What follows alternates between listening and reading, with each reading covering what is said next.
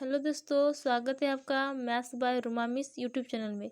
तो आज का टॉपिक है आपका number system. Number system important topic. Expanded form. Expanded form genuine आपने पढ़ा होगा।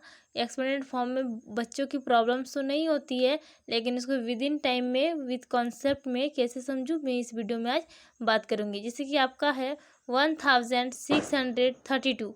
तो वंस के बाद कितने नंबर के डिजिट बचे हुए? 3 डिजिट। तो इसका आपका 1 देखिए 30। उसके बाद आपका 6 के बाद कितने डिजिट है? 2 डिजिट, तो 20। 3 के बाद 1 डिजिट तो 10, एंड 2 के बाद कोई डिजिट नहीं तो ओनली 1। तो आप मुझे ये बताइए कि ये कैसे लिखा गया।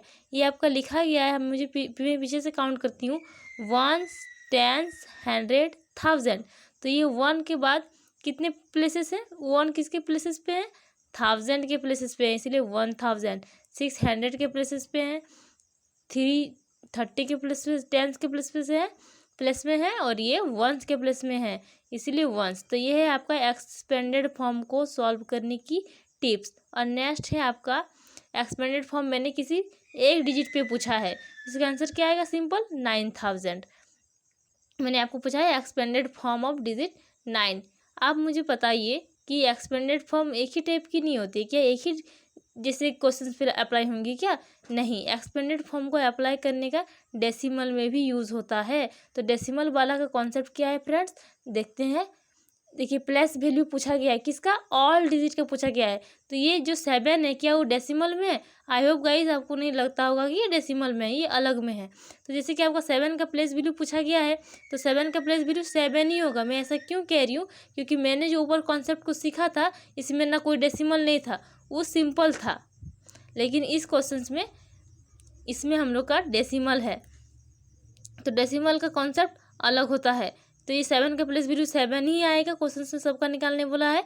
और आप मुझे, अब मैं पूछती हूँ आपसे कि डेसिमल का कॉन्सेप्ट क्या है। डेसिमल का कॉन्सेप्ट ये है आपका कि 3 आपका यहाँ पे, इधर जो डेसिमल के बाद जो हम पीछे से काउंट नहीं करते 1, 10, 100, डेसिमल के बाद का जो होता है वो फर्स्ट से काउंट किया जाता है। इसको हम 1 से नहीं बोलते हैं, 10 से शुरू करते हैं। ऐसा इसलिए है कि मैं यहाँ पे बताई की हूँ कि प्लेस वैल्यू ऑफ 3 किस तरह लिख सकते हैं? 0.3 लिख सकते हैं, यानी कि 3/10 पॉइंट को खिसकाएंगे तो ये आपका, इसीलिए मैं प्रूव करती हूँ कि एक्सपोनेंट फॉर्म देखिए मैंने यहाँ पे बताया भी है कैसे आया ये चीज़।